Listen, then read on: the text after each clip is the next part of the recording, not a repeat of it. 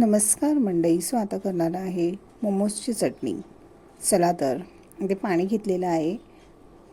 पाण्यामध्ये 4 ते 5 टोमॅटो चिरून घालायचे आहेत.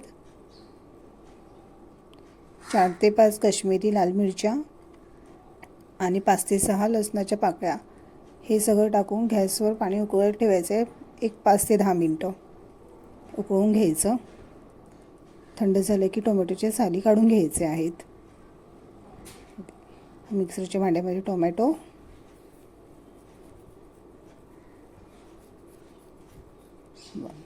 टाकलेत, लाल मिरच्या,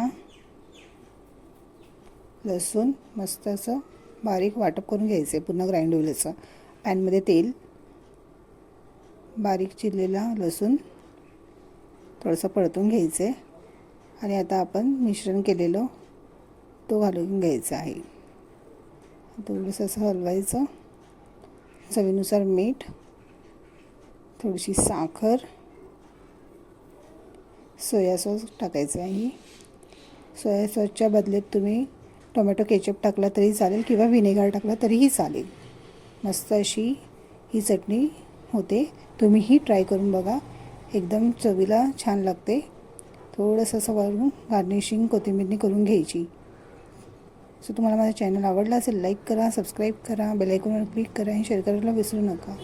बघा मस्तपैकी इथे मोमोजची चटणी घरी सोप्या साध्या पद्धतीत रेडी झालेली आहे आणि चवीलाही छान लागते ही चटणी. सो तुम्हीही ट्राय करून बघा. दिसते की नाही छान?